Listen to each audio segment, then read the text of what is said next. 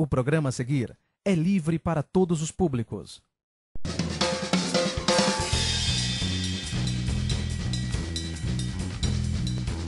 E aí, galera, beleza? Muito boa noite, muito obrigado mais uma vez para você que está assistindo a gente. Meu nome é Ivan Barasnevicius e essa aqui é mais uma edição da Venegas Music TV. Palmas.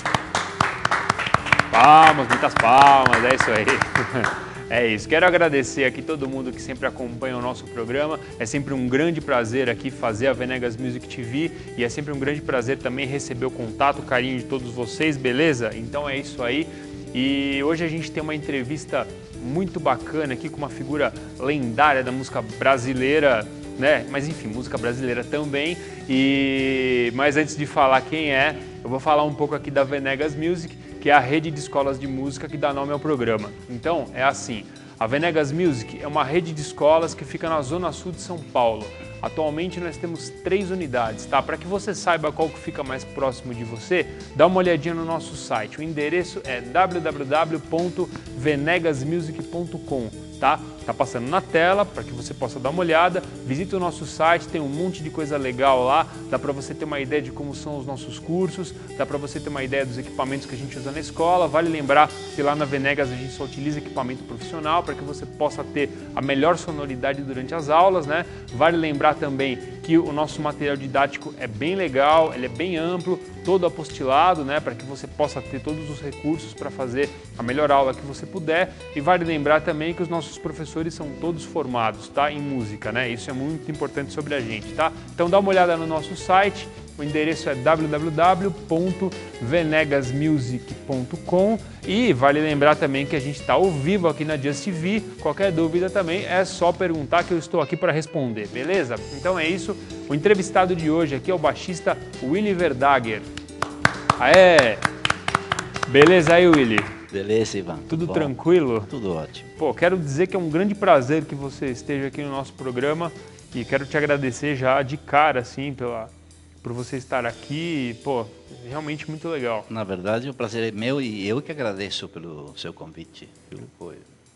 Gostei. Muito bacana. Gostei. E temos várias coisas para falar aqui, porque você tem uma carreira um tanto quanto longa, né? Então, muita coisa para te perguntar aqui. Mas eu queria falar o seguinte, você tocou assim, em alguns dos festivais de música, né? Sim. Aqueles lendários, tal, né? Da época da Isso. Tropicália e tal, né? Isso. E eu quero te perguntar como que era o clima desses festivais, assim, era uma coisa realmente tensa, porque tinha toda uma coisa do público vaiar e tudo mais, né? Era uma coisa... Como que era isso? Para os compositores era um pouco tenso, né? Porque teve até teve guerra de torcida, né? Então, teve aquele caso do Sérgio Ricardo, que já tirou violão no público, é um bolo até hoje. Mas uma coisa muito engraçada daquela época, por exemplo, no festival que eu toquei por primeira vez, a gente defendeu Alegria, Alegria do Caetano Veloso. E no mesmo festival estava o Chico Buarque com Roda Viva. Então, 2 grandes compositores com 2 grandes músicas, né? E o público achava que os dois eram rivais, eram grandes rivais, porque o público que era rival, né?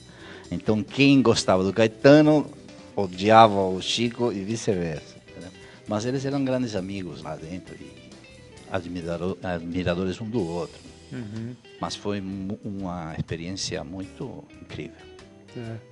E tem toda uma coisa também dos arranjos que eram feitos, né?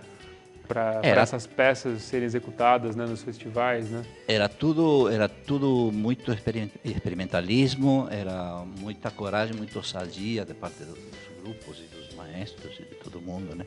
As próprias letras, aí que gerou a Tropicália mesmo, que foi um grande movimento, assim, para mudar um pouco, propor um novo caminho que não seja a bossa nova e que não seja a jovem guarda. Uhum. E o seu interesse, porque assim, é nítido, né? Você tem uma coisa de instrumentista, tal, tem toda uma maneira super peculiar de tocar, né? Uhum. Mas assim, é possível notar na sua carreira uma coisa muito forte com o arranjo, né? Isso tem a ver com a convivência com essa turma, porque você conviveu lá com o Rogério Duprat. Com Duprat, com né? Gil, com Caetano. O Gil é um grande arranjador. Ele canta o que ele quer, é maravilhoso nesse sentido. Mas isso vem não só daí, vem de antes. Eu sempre gostei de arranjar as coisas, acomodar de acordo com o meu gosto musical, né? Uhum. E a partir daí eu fiz muita coisa nesse sentido. É. Aliás, tem até uma questão que a gente estava conversando agora há pouco aqui fora, né? Porque você foi formalizar, vamos dizer assim, né? A parte do, vamos dizer assim, do estudo musical, assim, um bom tempo depois, né? Sim, sim. Na verdade, eu desde pequeno, desde bem jovem, que eu leio música e escrevi algumas coisas. Mas chegou uma hora que eu não quis ficar no rock and roll somente, né? Nem na música latino-americana, que é uma especialidade minha também.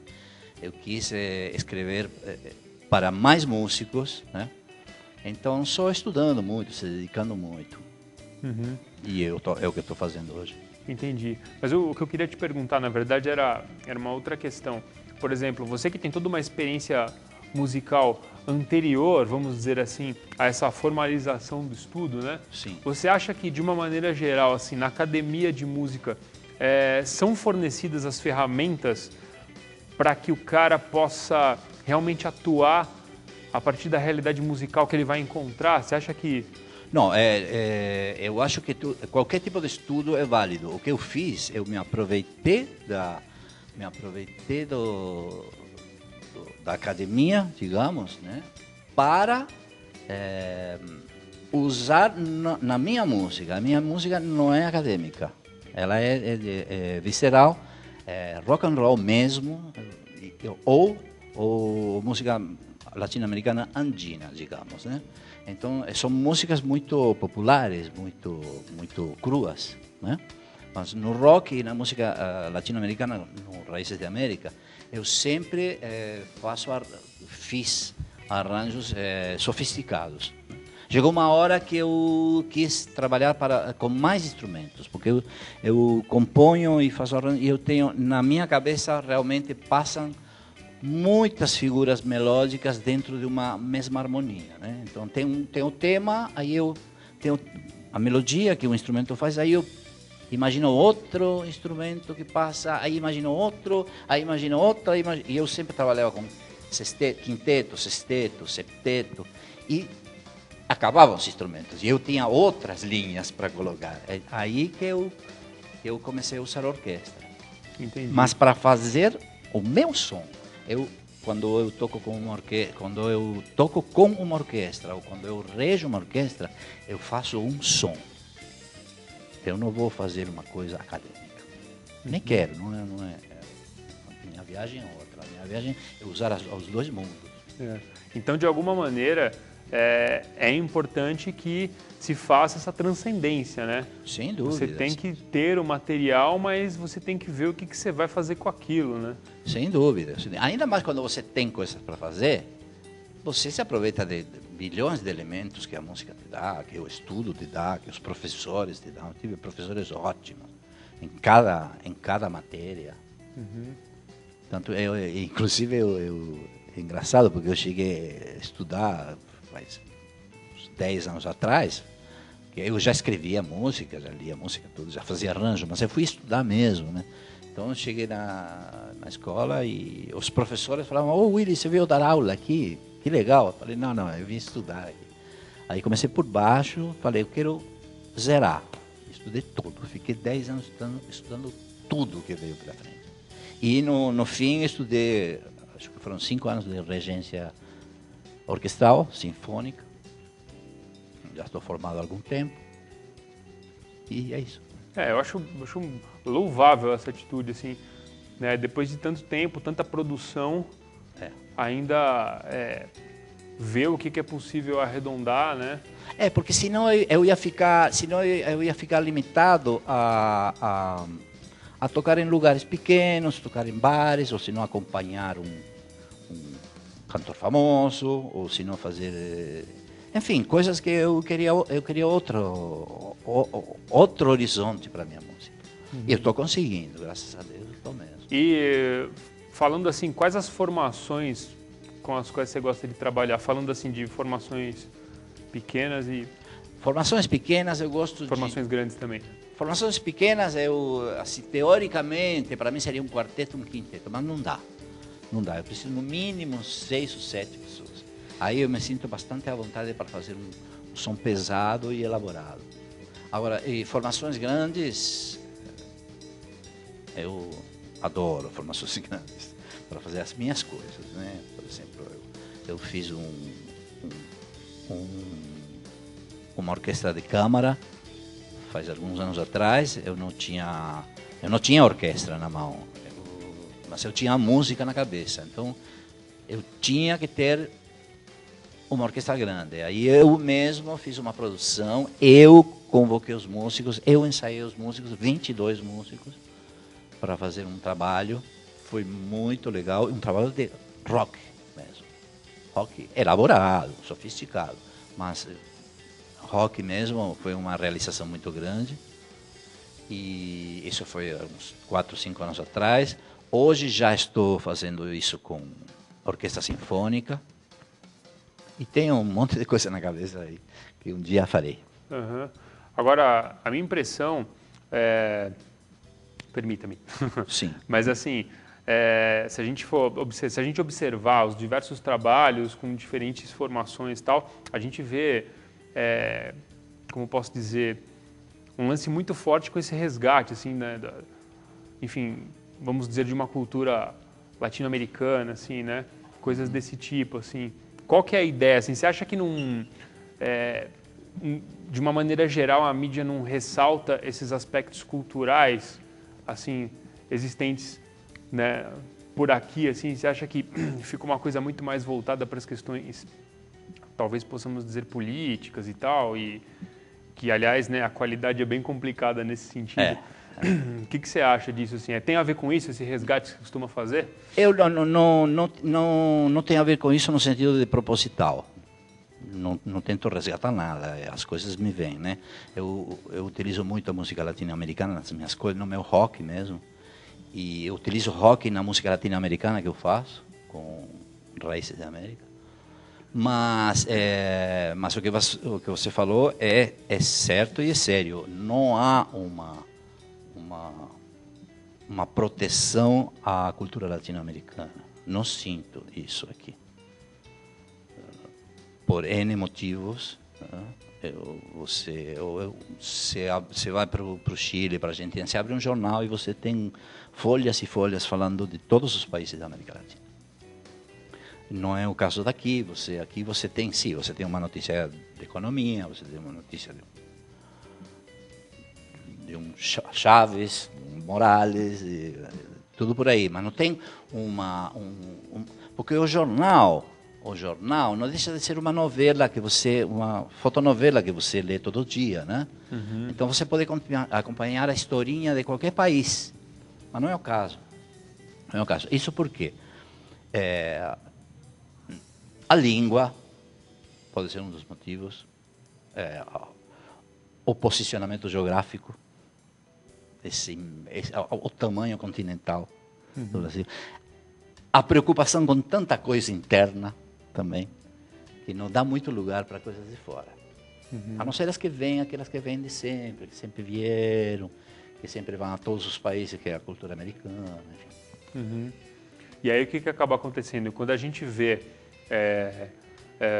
o material de um grupo como Raízes de América, né, aquilo salta aos olhos, né? Meu, olha a influência dos caras, porque pra gente acaba soando como algo diferenciado.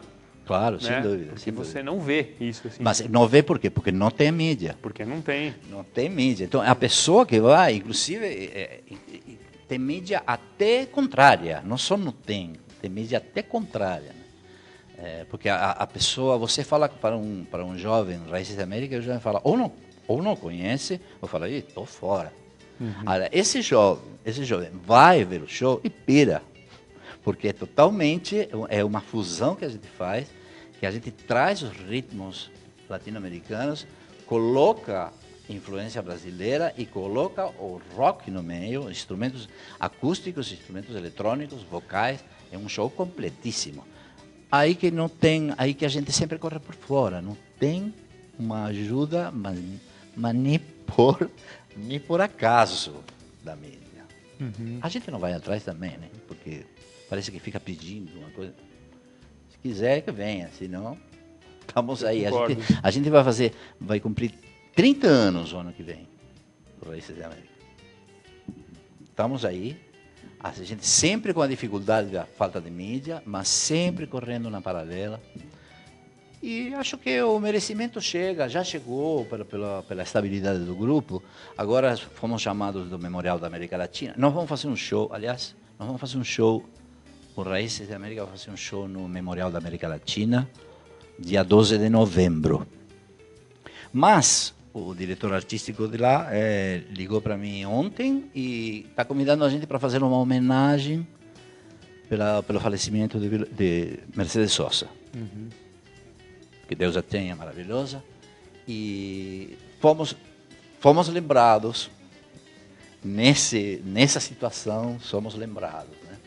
Já me ligaram de rádios, me ligaram da TV Cultura para falar sobre a Mercedes. Nesse caso, eles sabem que nós existimos.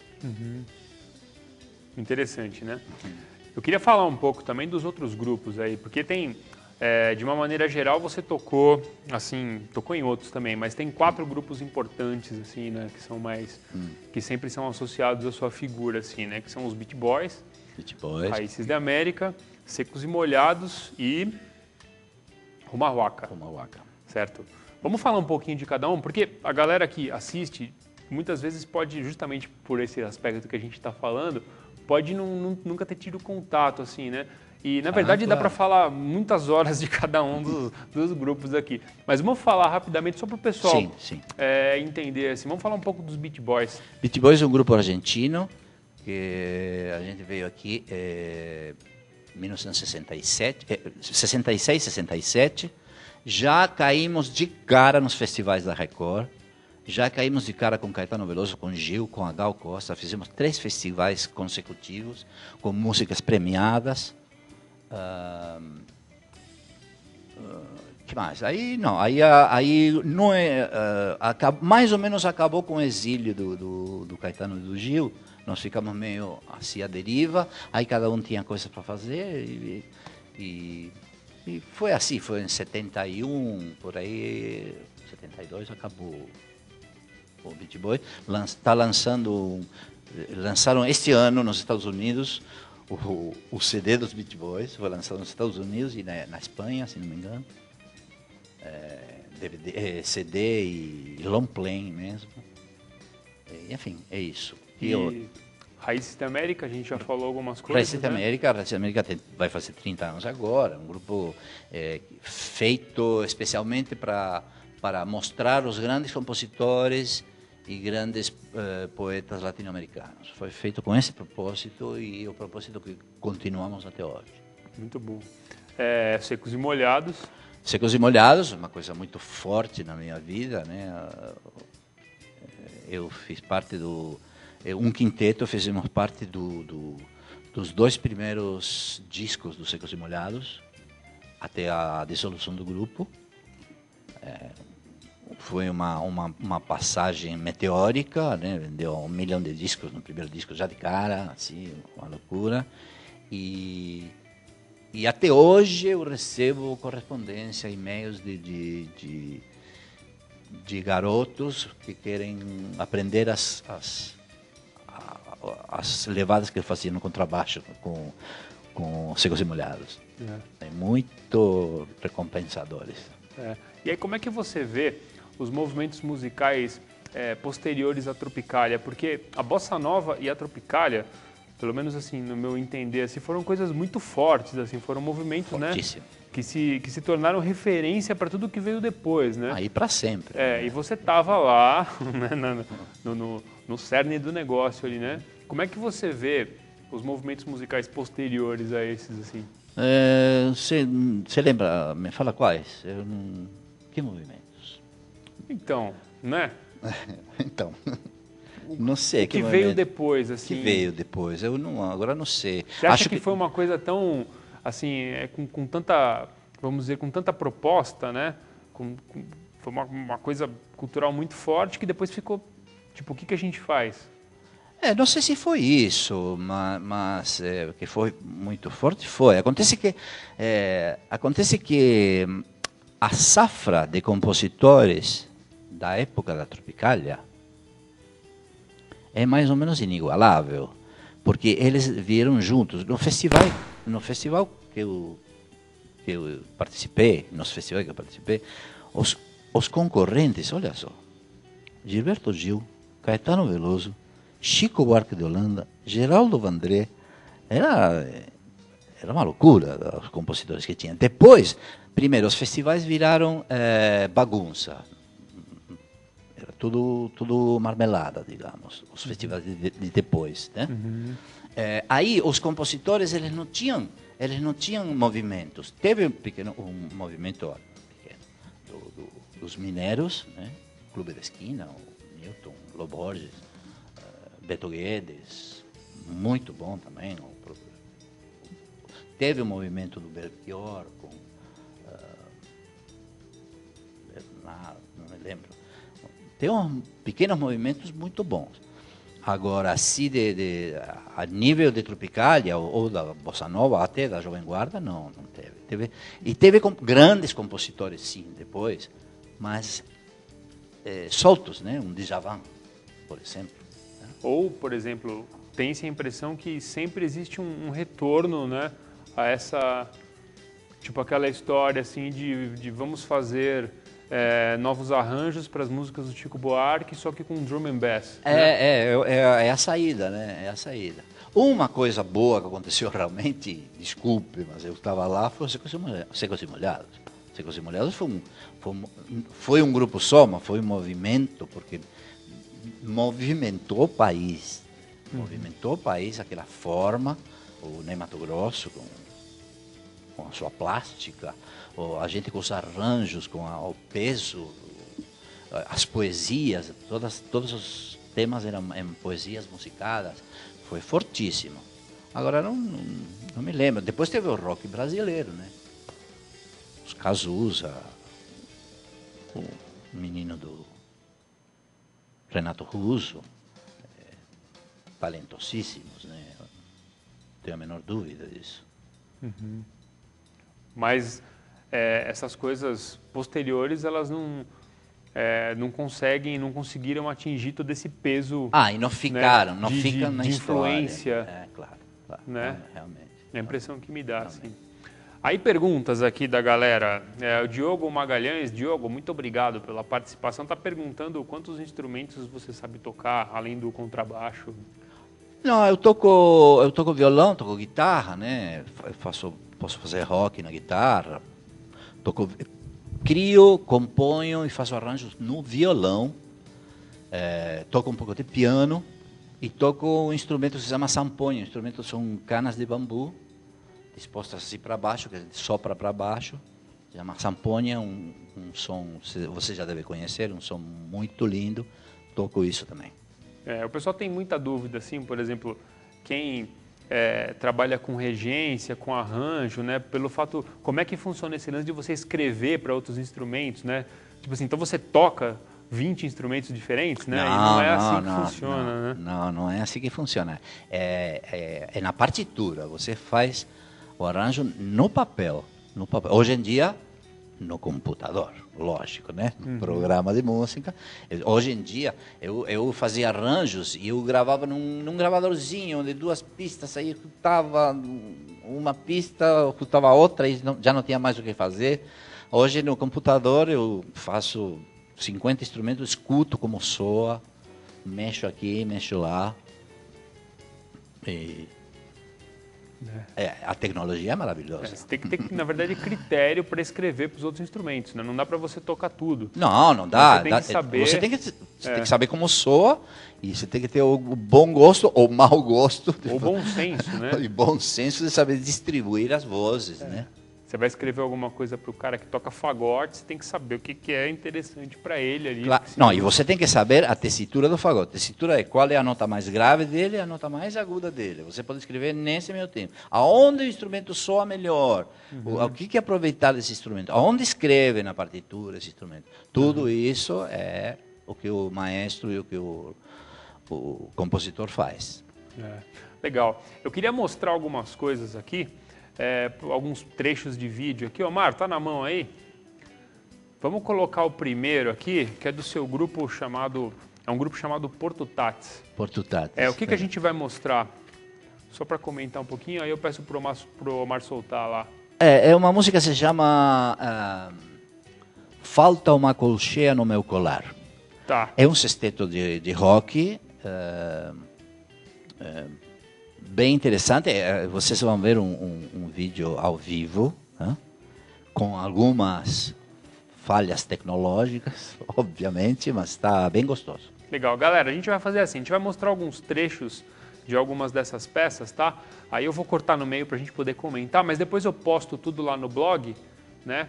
E aí depois vocês podem olhar com mais calma, tal, porque são peças extensas e tal, né? E dá para soltar já?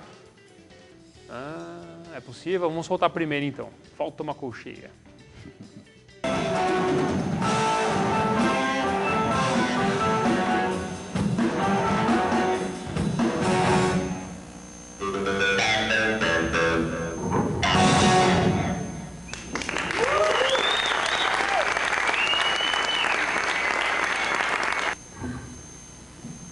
Essa música se chama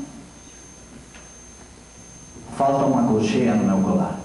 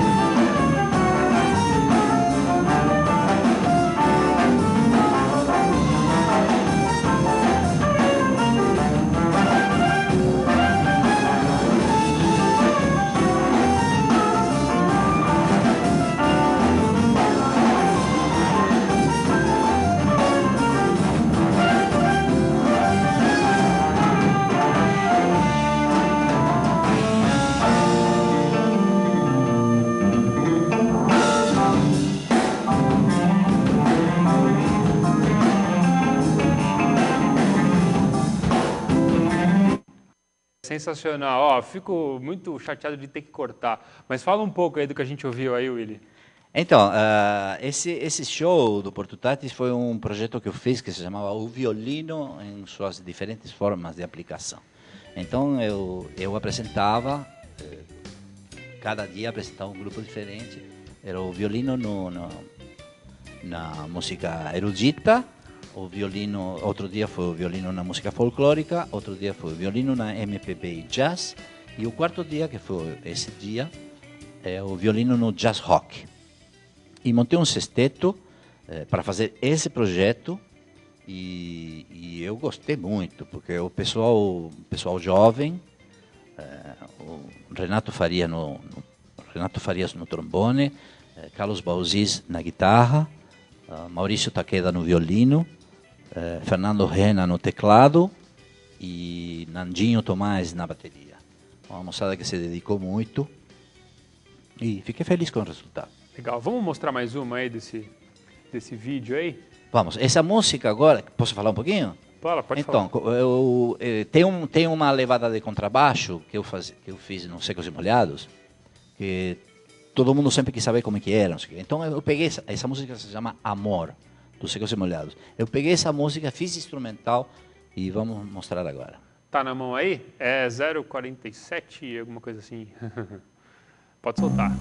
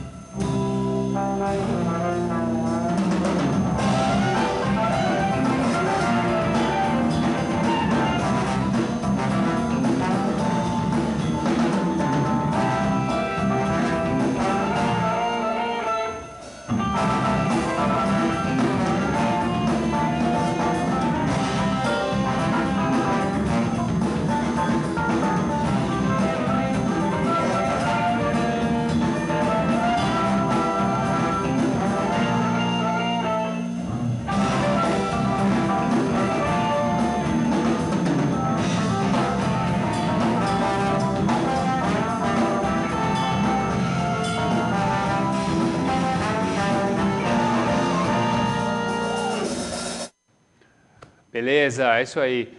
Quer mostrar alguma coisa dessa música aí, Willy? Pode ser. Contrabaixo? Pode ser. O som do baixo tá ok aí? Só dá uma passadinha, ver se está... Aqui não tem som. Aqui tá sem som.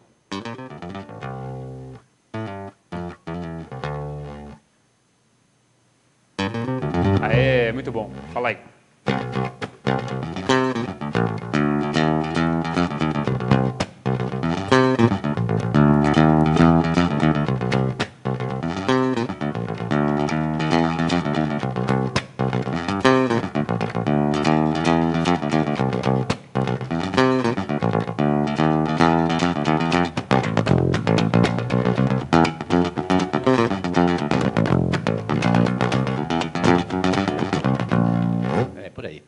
Então, esse aí me pediram para fazer na cover baixo, eu tive que escrever a partitura, escrever a tablatura, porque a molecada toda quer tocar esse contrabaixo aí. Acho muito gratificante. E, aliás, fala um pouco sobre isso, porque você tem uma técnica super peculiar de tocar, com palheta e tudo mais, né?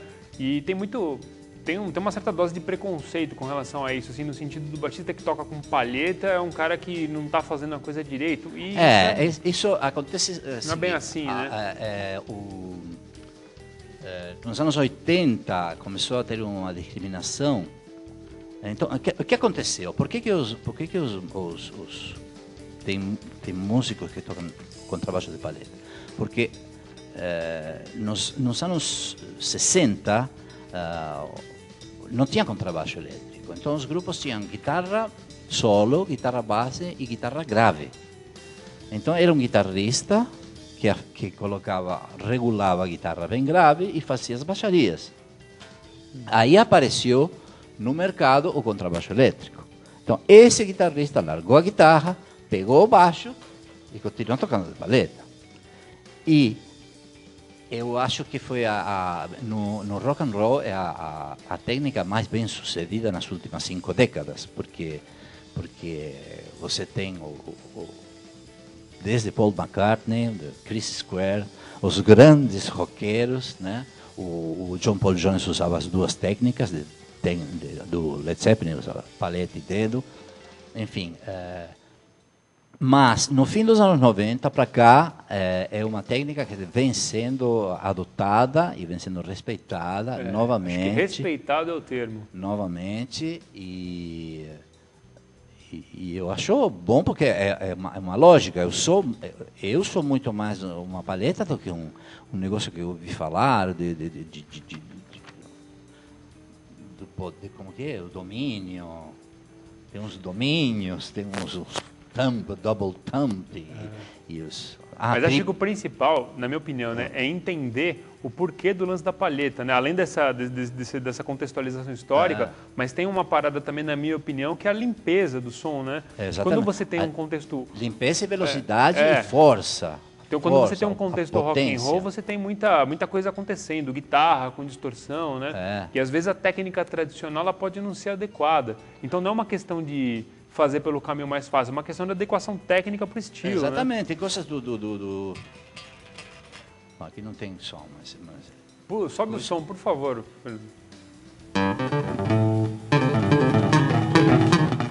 Então, são tipos de coisas que não dá para fazer de dedo. Não dá para... A gente toca de dedo, não é problema.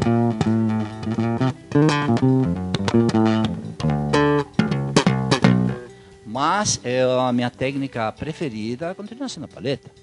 Tem música que eu não quero fazer paleta, eu faço o dedo. Mas na minha praia não tem nada melhor. Legal, vamos mostrar mais uma desse CD. Qual que é a última que a gente vai falar? Esse se chama Galho de Arruda. Tá. Vamos colocar aí, galera, por favor?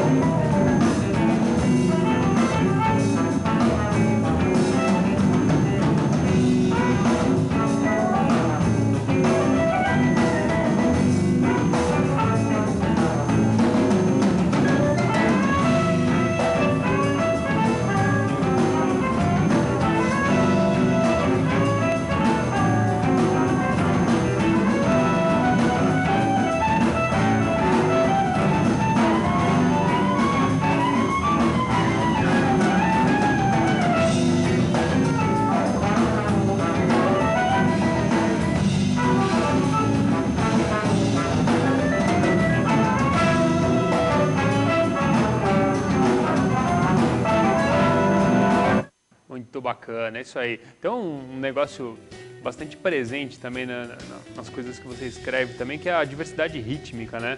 Sobreposição de compassos. Isso. Você até foi fazer alguns bons anos atrás um workshop lá na Venegas Music sobre isso, né? Lembra, exatamente. Aquele workshop era a técnica do arranjo diferenciado. Era cada músico tocando numa fórmula de compasso diferente. E saem umas coisas muito interessantes, que eu uso bastante nos meus sons. Isso é interessante porque os acentos ficam deslocados entre os instrumentos, Aí que fica né? o sabor da coisa. E aí é que... Mas o músico tem que ter uma concentração e tanto, para não embarcar na do outro músico que está do lado. Galera, eu queria mostrar o material seguinte aí da orquestra de câmara. Vocês vão colocando aí a gente já fala. E voltando a esse lance da técnica e da sobreposição rítmica aí, né? Que dificuldades você encontra para ensaiar? Porque não, né, é uma coisa que gera uma dificuldade, assim, né? Tudo bem, depende muito do nível dos músicos envolvidos ali na questão, mas isso não é muito usual, né? Dependendo do repertório, assim. Quais as dificuldades que você encontra nisso? Na verdade, eu tenho no decorrer dos anos, eu já sei os músicos que eu quero para cada instrumento, mas meio que sempre, assim, né? Às vezes um não pode, outro não pode, então eu pego outros que poderiam fazer isso. Mas depende muito não só da leitura do músico, depende muito de como ele entende aquilo lá, porque é uma leitura complicada, mas tem que entender do que se trata, porque aí uma vez que ele lê e entende, aí ele curte, porque se não fica preso numa partitura, não é legal. O legal é curtir esse som, fazer aquele som, entendeu? E tem vários músicos assim, maravilhosos. E tem o outro lado de eu pegar jovens fazendo, aí eu me dedico, eu ensino na partitura, mas ensino falando, mostrando como toca. São as duas formas. E o jovem tem uma energia muito forte também. Legal. E você tentou fazer esse tipo de arranjo diferenciado com a parte rítmica, assim, mais com grupos populares ou também com escrita orquestral? Fiz com orquestral também. Mas nesse aqui que nós temos aí, que nós temos aí? Na sequência, a orquestra de câmara, que a gente vai mostrar logo mais. Nós temos camerata, né? Isso. Em camerata não tem isso. Mas nesse show que vai mostrar, teria, mas a gente não vai mostrar, a gente não programou. Tem uma música que faz exatamente isso, cada instrumento numa forma de compasso diferente, mas não é o que nós vamos ouvir agora. Se eu tivesse, não me toquei de colocar isso na nossa lista. Não, mas a gente vai colocar lá no blog, galera, depois aí, na sequência aí, acessem aí o blog da Venegas Music, cujo endereço é venegasmusic.blogspot.com. Tem uma porrada de coisa legal lá, inclusive esses vídeos e esses assuntos todos que a gente está falando aqui do trabalho do Willy Verdaguer, então é só acessar que vai estar tudo lá para que todo mundo veja. E eu estou falando, essa questão ela é engraçada, eu já vi, por exemplo, que é uma coisa, quando você coloca, isso assim, né, de uma maneira geral, depende muito do músico, etc, etc. Mas quando você coloca, por exemplo, músicos que têm uma tradição por demais erudita, para tocar, por exemplo, ritmos mais abrasileirados, assim, né, coisas que envolvem muita síncopa, né, ou para colocar, ou para fazer alguma coisa mais jazzística, assim, né, normalmente fica mais complicado, assim, né? Fica complicado. É tanto que os próprios músicos de orquestra que têm essa formação erudita, acadêmica, eles estão indo pegar professores de música popular, porque eles sentem sentem aonde está falhando, né? Então eles fazem isso. E os músicos eruditos também dependem muito do maestro, né? O maestro que com a sua batuta ele passa aquilo que quer e consegue. Uns dias atrás, algumas semanas atrás, não lembro exatamente quando, mas veio aqui o Alexandre Silvério, que ele é fagotista da USESP. Ele veio aqui no programa e ele toca fagote na USESP, tem aquela rotina de ensaio pesada pra caramba, para apresentar peças todas eruditas, né, todos os finais de semana. E ele veio aqui tocando jazz, assim, muito. Claro. E você precisava ver a velocidade com a qual ele tocava, com a qual ele fagote, toca... que não é um instrumento... mas você precisa ver a velocidade com a qual ele toca Dona Lee, por exemplo. Falei, que absurdo. E ele é um cara que tem um estudo erudito, assim, mas ele tem essa onda do jazz, né? Claro, claro. E é uma coisa muito bacana, assim, muito, muito importante de se fazer. Assim como, na minha opinião, pode ser uma coisa muito importante na questão da formação para o músico popular, ter pelo menos uma noção de como que funciona o universo da música erudita, assim, né? Tem uma coisa com precisão. Se não né? consegue entrar no universo, porque não é fácil, ainda mais para um músico popular. Eu não estou nem falando de entrar, eu estou falando de popular, buscar. Buscar, estudar qual é o segredo daquilo. Ok. A nossa mídia não está na mão aí? Bom, aí eu vou postar tudo no blog aí para a galera poder ver. Deixa eu falar uma coisa, posso falar? Manda. Sim, sexta-feira agora, dia 9, eu vou tocar com Walter Franco. Você conhece o Walter Franco? Sim, claro, mas fala um pouco do Walter Franco para que o pessoal, pelo mesmo motivo... Então, Walter Franco é um dos pilares da música, digamos, performática e revolucionária dos anos 60, 70, anos 70. Eu conheço ele desde aquela época, somos grandes amigos. E nós vamos fazer um show. Ele vai fazer um show onde eu vou tocar, tenho o prazer de tocar com ele, mais um quarteto, no auditório de Ibirapuera. Sexta-feira, dia 9 de outubro, às 21 horas. Eu gostaria que vocês fossem assistir. Aqueles que conhecem o Walter Franco, não precisam nem falar, que já sabem o que é, e é uma viagem única o show dele. E para aqueles jovens que já ouviram falar o nome, ou que nem sabem do nome, vão lá, porque é muito interessante, é muito incrível, muito revolucionário, umas letras incríveis, uns ritmos incríveis, umas quebradas muito doidas. Eu recomendo. Legal, onde que vai ser mesmo? Fala de novo o endereço. No auditório do Ibirapuera, um teatro lindo, maravilhoso. Acho que, se não me engano, fica no portão 2 do parque. E é às 21 horas, sexta-feira agora, dia 9.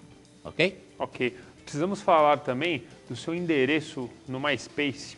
Como é que o pessoal pode te achar? Quem quiser ouvir o seu som. Eu acho que MySpace traço Willy Verdaguer. Acho que isso é isso. MySpace... Faz tanto tempo que não entro no MySpace. Tá, bom, acho que se colocar na busca do Google e... E onde tem muita coisa minha, muita coisa é no YouTube. Tem bastante coisa com orquestra, com grupos. Tem o grupo Mauaca, uns 30 anos atrás, o Mauaca com a Elis Regina cantando uma música minha. Tá lindo isso, se vocês procurarem, se vocês acharem, vocês vão gostar muito. Uma música muito pesada, muito legal. Ok, e é isso aí. E perguntas da galera aqui também, né? Aliás, né, tem um pessoal mandando um alô aqui, ó, o Marcelo, que é aluno lá da Venegas. Marcelão, grande abraço, meu velho. Tá mandando aqui, ó, toca... o Marcelo é baixista, certamente está muito contente que a gente está tendo o Willy Verdaguer aqui. Então tá mandando aqui uma mensagem aqui. Van, como sempre, o programa está ótimo. Marcelão, isso aí, muito legal. Que mais? Aqui aí o Evandro aqui de Peruíbe está mandando um abraço para todo mundo. Evandro, grande abraço para você também. Muito obrigado aí por assistir a gente aqui. Qual que é o CD que nós temos aqui, que está na mão? É o CD com a Orquestra Tom Jobim, né? Isso, vamos colocar um pouco aí, a gente comenta aí. Tem o time certinho aí, né? Agora, terminando o vídeo, teve um arranjo muito lindo. Eu nem vou falar o nome para vocês curtirem, mas sinta o som.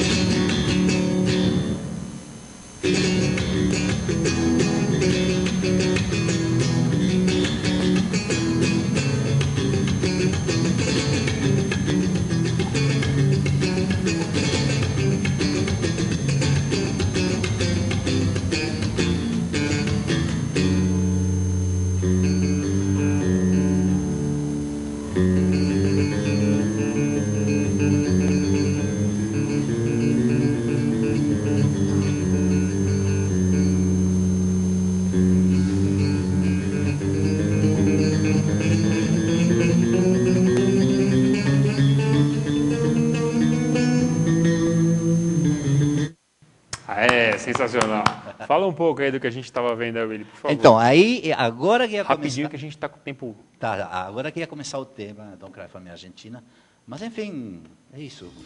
Mas a gente vai postar isso aí, como eu falei, né? Ah, lógico. Então, o pessoal vai poder ver com calma, porque são coisas extensas, né? Eu gostaria, então, de avisar, eu acabei de fazer, faz 15 dias atrás, eu escrevi uma obra para a Banda Sinfônica das 7 Maravilhas do Mundo Moderno, e eu regi a Banda Sinfônica Jovem no Memorial da América Latina. Entre no YouTube com meu nome e escrevam 7 Maravilhas, o número 7 Maravilhas, e vocês vão ver as 7 peças. Tá muito bonito. Com imagem, com tudo. Legal. Willy, quero te agradecer aqui imensamente pela entrevista aqui, eu curti muito e espero que você volte, porque tem um monte de coisa a mais para perguntar aqui, só que não dá tempo, né? Tá certo. A gente volta quando quiser. Eu agradeço muito pelo convite, viu? E te dou parabéns pelo programa, pela escola. Muito obrigado. Você é um rapaz empreendedor mesmo. Muito obrigado. Estamos precisando disso. Muito obrigado. É isso aí. E é isso, galera. A gente fica por aqui. Na semana que vem temos mais Venegas Music TV, sempre no mesmo horário, às quartas-feiras, às 20 horas, aqui na justtv.com.br. Beleza? Muito obrigado. Um grande abraço para todo mundo. Valeu!